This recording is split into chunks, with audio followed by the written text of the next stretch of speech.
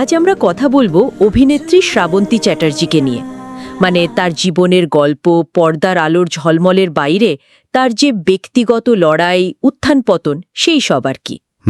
আর এই আলোচনাটা আমরা করছি শ্রাবন্তী পর্দার আড়ালে এক জীবনযুদ্ধের গল্প শিরোনামের একটা প্রতিবেদনের উপর ভিত্তি করে। ঠিক। আমাদের লক্ষ্যটা হলো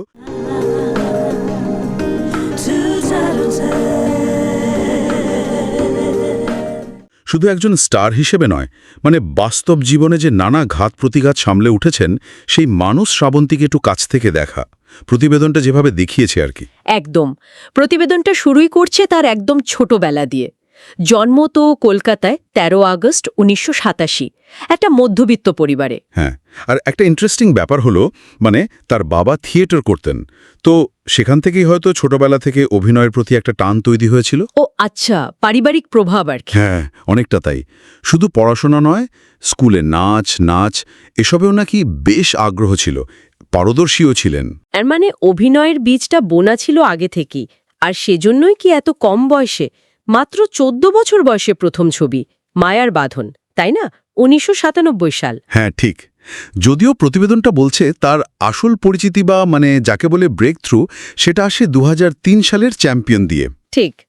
তারপর তো একের পর এক হিট, ভালোবাসা ভালোবাসা, শিকারী, যোদ্ধা, ভয় পেও না, মানে প্রথম সারির নায়িকা হয়ে ওঠা। একদম। আর প্রতিবেদনটায় একটা জরুরি বিষয় উল্লেখ করা হয়েছে। অনেকেই তো তার সৌন্দর্য নিয়ে কথা বলেন, কিন্তু তার অভিনয় ক্ষমতা সেটাও কিন্তু কম নয়। যেখানে স্বপ্নের সূর্য আলো দেয়, ভালোবাসার হাওয়া বাঁচিয়ে রাখে জীবনকে। আমাকে ওখানে নিয়ে যাবে? বিশেষ করে এক্সপ্রেশন, যেভাবে আবেগ দিয়ে কথা বলেন, নাচ, আবার সংবেদনশীল চরিত্রগুলো ফুটিয়ে তোলা, এইগুলোই তাকে একটা আলাদা পরিচিতি দিয়েছে আর কি। হ্যাঁ, মানে শুধু গ্ল্যামার নয়, অভিনয়ের জোরেও জায়গা করে নেওয়া। ঠিক তাই। প্রতিবেদনটা বলছে তিনি সেটা প্রমাণ করেছেন। তবে অভিনয়ের সাফল্যের পাশাপাশি তার ব্যক্তিগত জীবন নিয়েও তো বেশ আলোচনা হয়েছে, মানে প্রতিবেদনটিতেও সেটার উল্লেখ আছে। হ্যাঁ, আছে। যেমন ধরুন, পরিচালক রাজীব বিশ্বাসের সাথে তার প্রথম বিয়ে, তাদের ছেলে অভিমন্যু, সেই সম্পর্কটা ট্যাকেনি। তারপর মডেল কৃষাণ বিরাজ, পরে রশন সিং, তাদের সাথেও বিয়ে এবং পরে বিচ্ছেদ। প্রতিবেদনটা এগুলোকে জীবনেরই অংশ হিসেবে দেখাচ্ছে।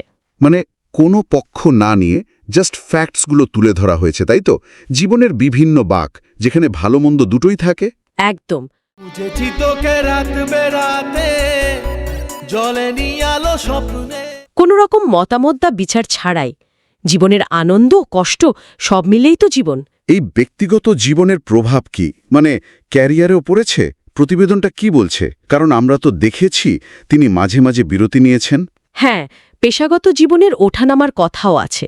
বিভিন্ন সময়ে সিনেমা থেকে ব্রেক নেওয়া, আবার ফিরে আসা।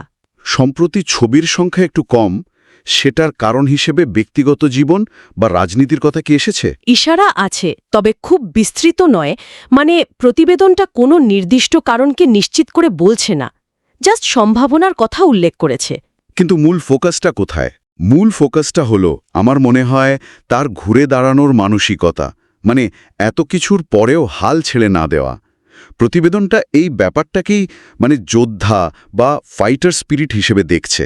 ইন্টারেস্টিং, মানে এত চ্যালেঞ্জ সামলেও এগিয়ে যাওয়া। হ্যাঁ, এটাই ভাবার মতো। আর কিছু কম জানা তথ্যের কথাও আছে, যেগুলো পড়লে মানুষ শ্রাবন্তীকে আরেকটু বোঝা যায়। ও, যেমন? যেমন অভিনয়ের বাইরে নাকি ওর লেখার শখ আছে।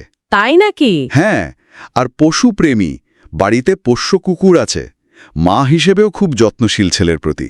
এগুলো বেশ অন্যরকম তথ্য। আর পছন্দের কিছু? প্রিয় অভিনেতা শাহরুখ খান, আর খাবার বিরিয়ানি আর মিষ্টি, একদম টিপিক্যাল বাঙালির মতো আর কি। হা, ঠিক। এই ছোট ছোট ডিটেলসগুলোই তো তারকা পরিচয়ের বাইরে মানুষটাকে চিনতে সাহায্য করে। একদম। বর্তমানে তিনি কেমন আছেন সেই বিষয়ে প্রতিবেদনটা বলছে অভিনয়ের পাশাপাশি রিয়ালিটি শোতে বিচারক হিসেবে কাজ করছেন। হ্যাঁ, টিভিতে তো দেখা যায়। সোশ্যাল মিডিয়াতেও বেশ অ্যাক্টিভ, আর একই সাথে ফিটনেস, ট্রাভেল, নিজের পার্সোনাল গ্রোথ, এগুলোর দিকেও মন দিয়েছেন। এটা হয়তো সেই ঘুরে দাঁড়ানোরই একটা অংশ, তাই না? নিজের উপর ফোকাস করা। মনে হয় তাই। তাহলে সব মিলিয়ে প্রতিবেদনটা শ্রাবন্তীকে শুধু একজন গ্ল্যামারাস তারকা হিসেবে দেখছে না, বরং পর্দার আড়ালের মানুষটা, তার লড়াই, তার মাতৃত্ব, তার হার না মানা মনোভাব, এই সব মিলিয়ে একজন সম্পূর্ণ মানুষ হিসেবে তুলে ধরছে, মানে একজন যোদ্ধা। একদম। প্রতিবেদনটার মূল বার্তাটাও এটাই, যে জীবনে চ্যালেঞ্জ আসবেই, কিন্তু নিজের প্রতি বিশ্বাস, ভালোবাসা থাকলে বারবার ফিরে আসা যায়, হয়তো আগের চেয়েও শক্তিশালী হয়ে। শ্রাবন্তীর জীবনটা অন্তত এই প্রতিবেদন অনুযায়ী সেই বার্তাই দেয়। সত্যি তাই। আর প্রতিবেদনটা যেভাবে শেষ করেছে তাতে একটা প্রশ্নও মনে আসে, যে জীবনের এত ঝড়ঝাপটা সামলেও নিজেকে ভালোবেসে নিজের শক্তি খুঁজে নিয়ে এগিয়ে চলা, এটা কিভাবে সম্ভব? ঠিক। শ্রাবন্তীর জীবন যেমনটা এই প্রতিবেদনে আঁকা হয়েছে, সেই ভাবনাটাকে যেন আরও উস্কে দেয়। এই প্রশ্নটা নিয়েই হয়তো আমাদের শ্রোতারাও একটু ভাবতে পারেন।